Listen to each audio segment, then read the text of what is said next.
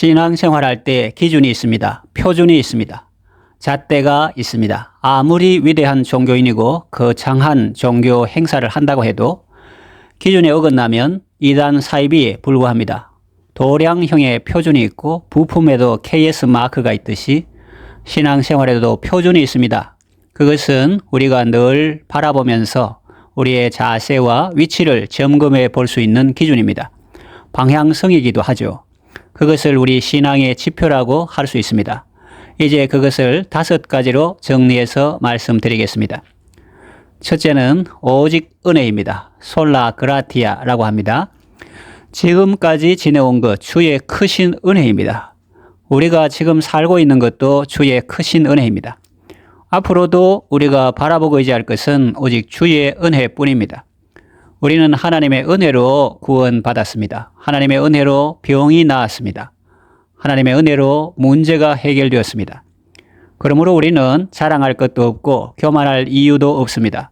오직 하나님의 은혜요. 모든 것이 하나님의 은혜입니다. 우리는 이 사실을 잊지 말고 늘 은혜 입은 자로서의 합당한 삶을 살아야 하겠습니다. 둘째는 오직 믿음입니다. 솔라 피데라고 합니다. 우리는 오직 하나님의 은혜로 구원받았습니다. 그 과정에 무엇이 있느냐 하면 바로 믿음입니다. 우리는 그 은혜에 의하여 믿음으로 말미암아 구원을 받았습니다. 우리는 믿음으로 구원받았는데 알고 보니 그것도 하나님의 은혜더라 하는 것입니다. 또 우리는 하나님의 은혜로 구원받았는데 그 과정에 믿음 주심이 있었다는 것입니다. 우리가 구원받을 때 오직 믿음으로 구원받았습니다. 오직 믿음이라는 말은 다른 어떤 것도 개입되지 않았다는 뜻입니다. 특히 우리의 어떤 행위나 공로로 구원받은 것이 아니라는 말입니다. 이것은 찬송가 544장 가사에 잘 나타나 있습니다. 운다고 구원받을 수 있는 것이 아닙니다. 만일 그래서 구원받을 수 있다면 어제 울고 오늘도 울고 내일도 울겠죠. 그러나 아무리 눈물을 많이 흘려도 여전히 두려움이 있고 죄를 씻지 못하니 무슨 소용이 있습니까?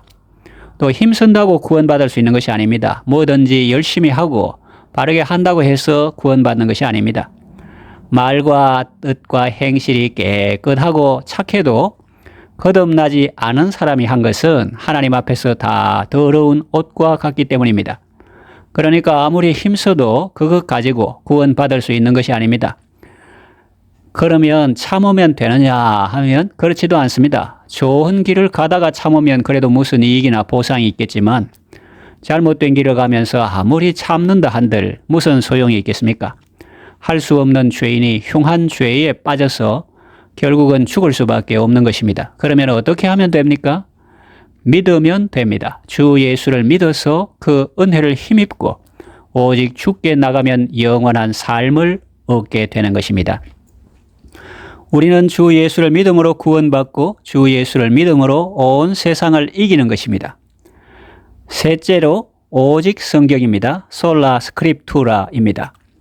우리는 하나님의 은혜를 인하여 믿음으로 말미암아 구원을 받았습니다. 이렇게 믿음으로 말미암아 구원을 받는데 그렇다면 그 믿음은 어디에서 나오는가 하면 바로 하나님의 말씀입니다. 하나님의 말씀을 읽고 듣고 쓰고 깨달을 때 믿음이 생기고 자라는 것입니다. 그러므로 우리는 하나님의 말씀을 부지런히 읽어야 합니다. 성경은 믿음의 출처이기도 하지만 믿음의 대상이기도 합니다. 성도는 하나님의 말씀을 믿어야 합니다. 교황이나 어떤 성인들의 가르침도 성경보다 우위에 있지는 않습니다. 천주교회에서 말하는 교회의 전통도 성경보다 우위에 있지는 않습니다. 중세교회가 성경에서 이탈하여 잘못된 교리와 탐욕의 길로 행할 때 루터를 비롯한 개혁자들은 성경으로 돌아가자라고 했습니다. 이런 의미에서 개혁교회는 로마 천주교인들이 말하듯이 큰 집에서 나온 작은 집이 아니라 신앙의 본류에서 이탈하는 사람들에게 왜 그렇게 하느냐고 그렇게 하지 말라고 항의한 사람들이죠. 프로테스탄트, 곧 항의자들입니다. 그들은 고대 교회의 전통에서 이탈하지 말고 그대로 이어가자는 사람들이었고 당시 로마 천주교인들이야말로 신앙의 본류에서 이탈했던 사람들입니다. 그들은 성경에 나오지 않는 것을 교리로 만들어 가르쳤습니다. 그러나 아무리 유명하고 권세 있는 자의 말이라 해도 성경에 부합하지 않으면 무가치합니다. 그러나 아무리 연약한 사람의 말이라고 해도 성경에 부합하면 그것은 무한한 가치가 있습니다. 예를 들어 구약 성경에 나오는 미카야 선지자를 보십시오. 아하방이 싫어하고 거짓 선지자 시드기야가 조롱해도 그는 천상의 어전 회의를 본 사람입니다. 왕은 그를 투옥시키고 전장에 나갔지만 미가야의 예언대로 아합은 전사하고 시드기야는 골방에 숨게 되었습니다. 천지는 변해도 하나님의 말씀은 없어지지 않습니다. 획하나 변하지 않습니다. 다 그대로 이루어집니다.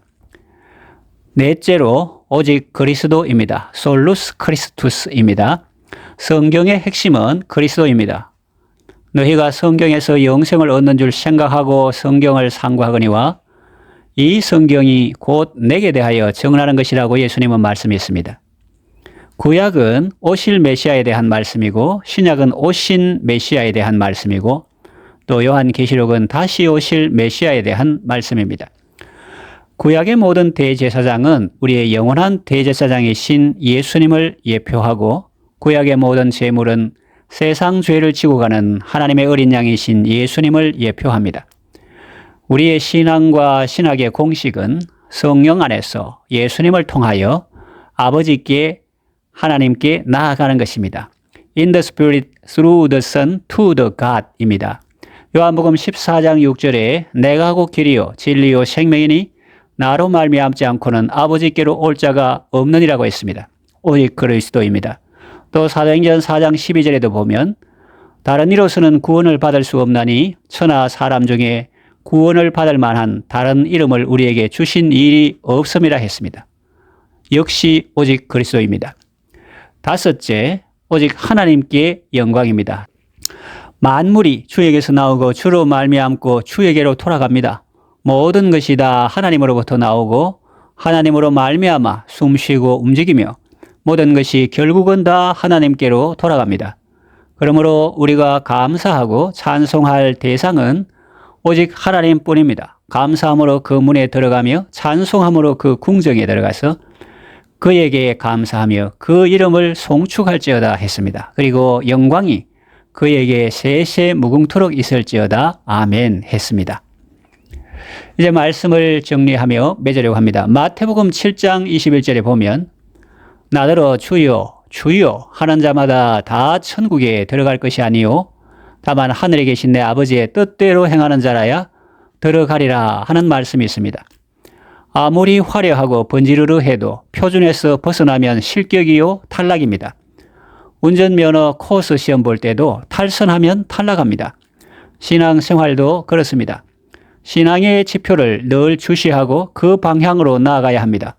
방향성을 잃어버리고 헤매면 안 됩니다. 오직 은혜, 오직 믿음, 오직 성경, 오직 그리스도, 오직 하나님께 영광, 이 지표를 늘 기억하시고 생명의 길을 걸어가시기를 바랍니다.